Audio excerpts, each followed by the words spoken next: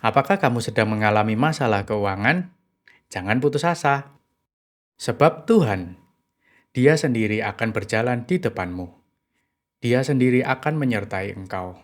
Dia tidak akan membiarkan engkau dan tidak akan meninggalkan engkau. Janganlah takut dan janganlah patah hati. Shalom teman-teman.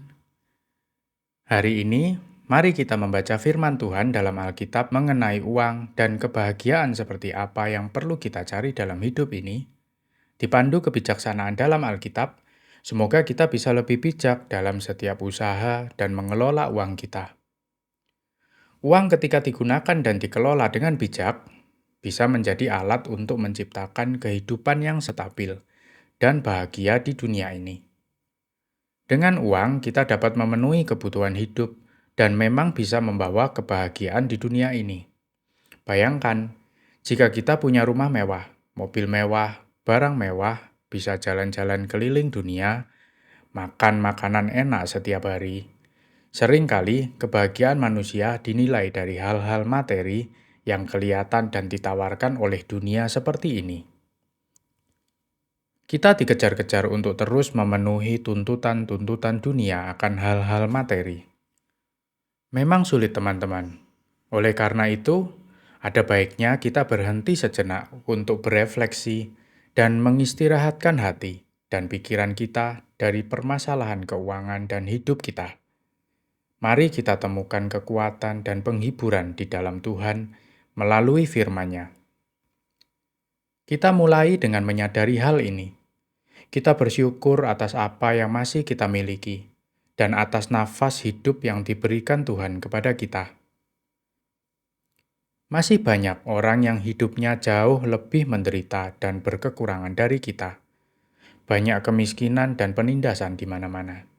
Banyak juga orang yang sedang berjuang dengan hidupnya dari sakit, kesepian, tidak punya tempat tinggal, tidak bisa makan, dihina, ditindas, bahkan merasa hidup tidak berarti lagi. Banyak orang sudah kehilangan tujuan hidup dan tidak bisa menemukan makna kebahagiaan dalam hidupnya. Penelitian juga menunjukkan bahwa memiliki banyak harta tidak menjamin kebahagiaan. Banyak keluarga berantakan, bercerai, kurang perhatian, perselingkuhan, perselisihan, saling berebut harta, dan bahkan merasa hidupnya hampa, meskipun punya banyak harta. Kebahagiaan sejati datangnya dari dalam, dan uang hanyalah salah satu alat dalam mencapai kesejahteraan hidup di dunia. Kita tidak boleh bergantung atau menilai hidup kita hanya berdasarkan uang atau kekayaan materi. Lalu, apa yang dikatakan Alkitab tentang uang? Bagaimana kita bisa memperoleh kebahagiaan yang sejati? Adakah ayat-ayat yang menjelaskan hal ini? Mari kita bahas tentang uang dan harta dalam Alkitab.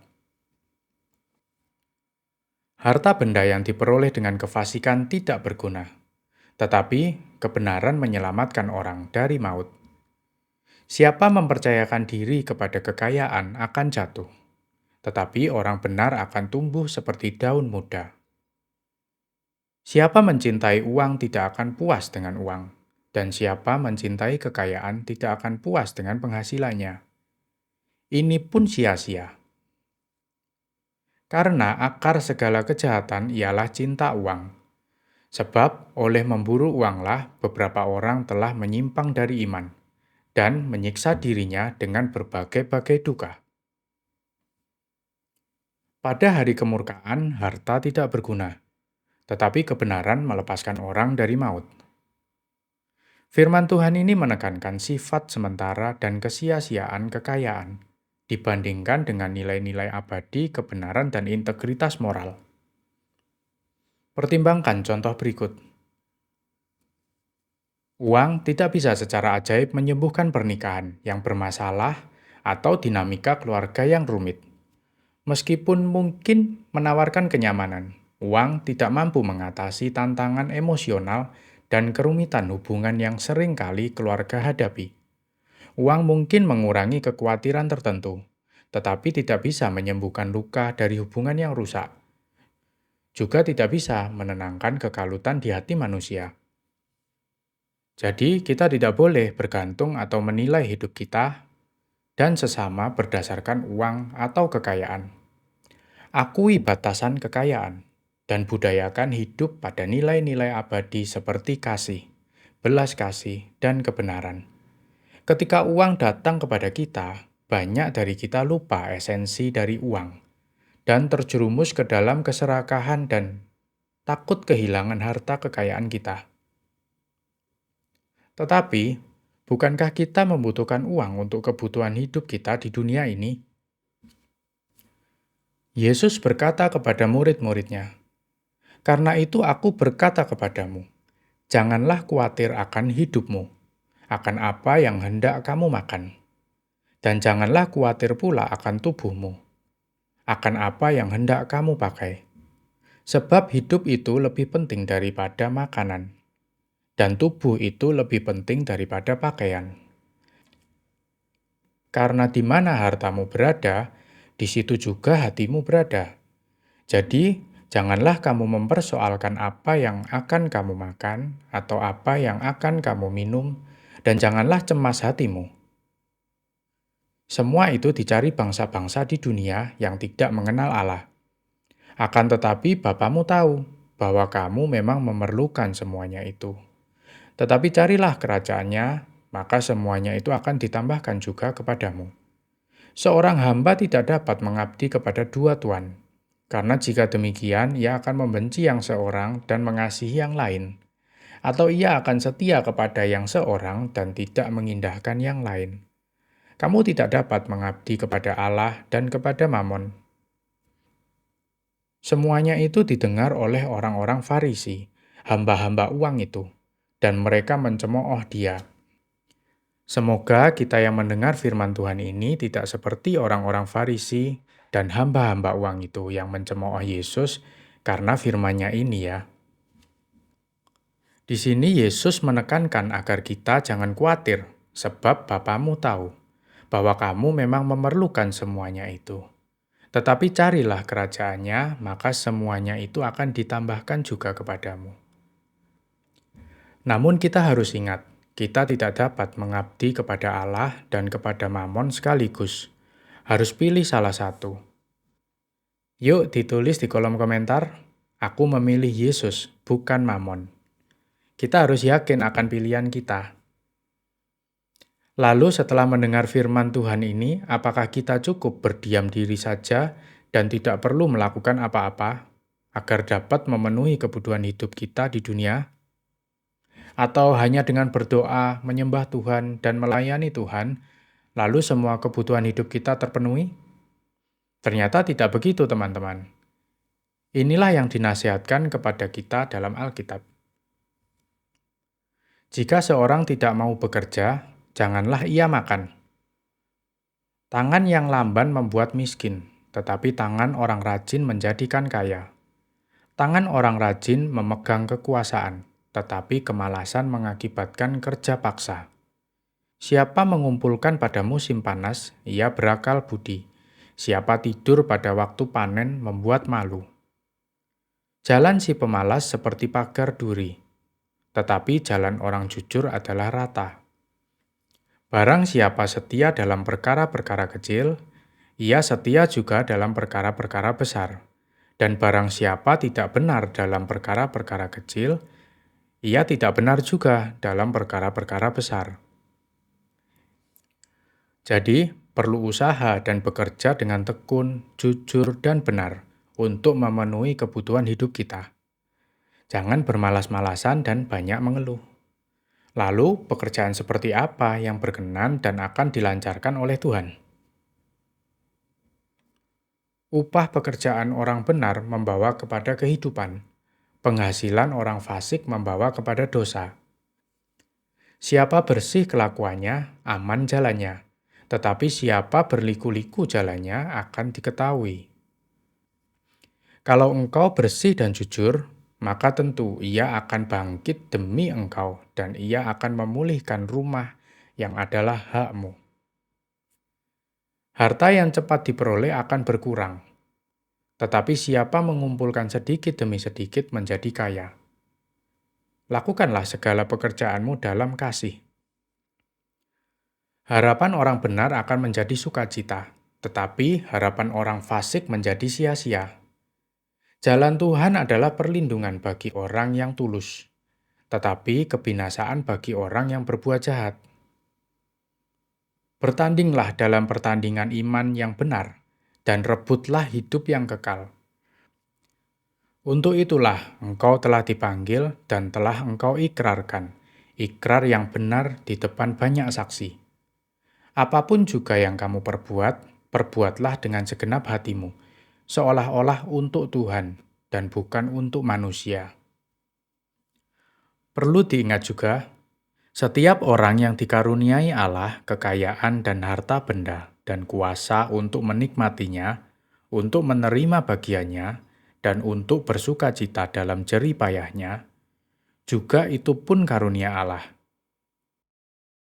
Dan segala sesuatu yang kamu lakukan dengan perkataan atau perbuatan, lakukanlah semuanya itu dalam nama Tuhan Yesus, sambil mengucapkan syukur oleh Dia kepada Allah, Bapa kita.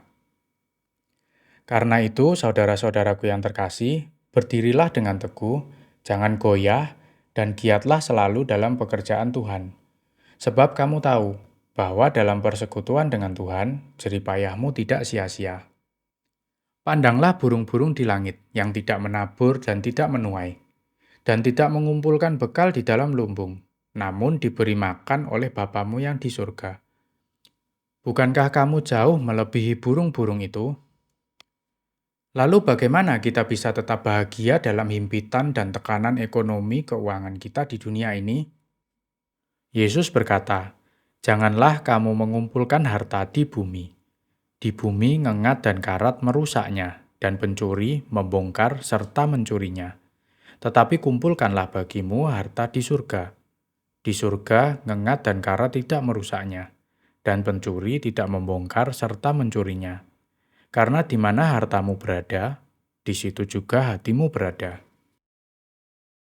Dan Alkitab juga menasihatkan, janganlah kamu menjadi hamba uang dan cukupkanlah dirimu dengan apa yang ada padamu. Karena Allah telah berfirman, "Aku sekali-kali tidak akan membiarkan engkau, dan aku sekali-kali tidak akan meninggalkan engkau." Sebab Tuhan, Dia sendiri akan berjalan di depanmu. Dia sendiri akan menyertai engkau. Dia tidak akan membiarkan engkau dan tidak akan meninggalkan engkau. Janganlah takut dan janganlah patah hati. Sebab aku ini mengetahui rancangan-rancangan apa yang ada padaku mengenai kamu. Demikianlah firman Tuhan, yaitu rancangan damai sejahtera dan bukan rancangan kecelakaan, untuk memberikan kepadamu hari depan yang penuh harapan.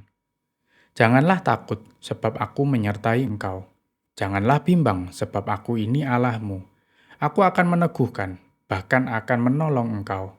Aku akan memegang engkau dengan tangan kananku yang membawa kemenangan. Jangan takut. Saya sudah membahas mengenai jangan takut ini di video saya sebelumnya. Tonton ya supaya bisa lebih meneguhkan hati kita. Oke, kembali pada topik. Kuncinya, cukupkanlah dirimu dengan apa yang ada padamu. Dengan begitu, kita bisa selalu bersyukur dan lebih bijak dalam setiap usaha dan mengelola uang kita. Semua pengertian ini diberikan agar kita tidak menggantungkan kebahagiaan kita kepada materi ataupun sesama yang dapat mengecewakan kita dan bersifat sementara. Tetapi dengan memiliki pengertian yang benar, kita bisa berlatih lebih mudah menemukan sukacita di dalam Tuhan yang kekal dan penuh kasih. Temukan sukacitamu di dalam Tuhan. Segala sesuatu yang baik berasal dari Tuhan. Rancangan Tuhan adalah rancangan damai sejahtera, bukan rancangan kecelakaan. Teguhkanlah hatimu, tetaplah percaya dan berharap. Berdoa dan berusaha, serta selalu mengandalkan Tuhan. Baiklah teman-teman, setelah mendengar semua firman Tuhan ini, sekarang mari kita lengkapi dengan berdoa. Dalam nama Bapa dan Putra dan Roh Kudus. Tuhan Yesus, terima kasih untuk setiap penyertaan-Mu dalam hidupku. Aku merasa tenang bila aku ada dekatmu, karena aku tahu selalu ada jalan keluar dari setiap permasalahan dengan pertolonganmu. Jadikanlah aku pribadi yang kuat, teguh, selalu mengandalkan Engkau. Aku percaya Engkau sanggup memulihkan hidupku dengan tangan kananmu yang membawa kemenangan. Di dalam nama Yesus, aku berdoa dan bersyukur. Amin. Semoga firman Tuhan dan doa ini bisa membuat kita lebih dapat memaknai hidup dan kuat dalam perjuangan menghadapi berbagai masalah, termasuk masalah keuangan kita di dalam Tuhan Yesus. Jangan lupa subscribe dan like video ini ya. Sampai jumpa, Tuhan memberkati dan mengasihimu.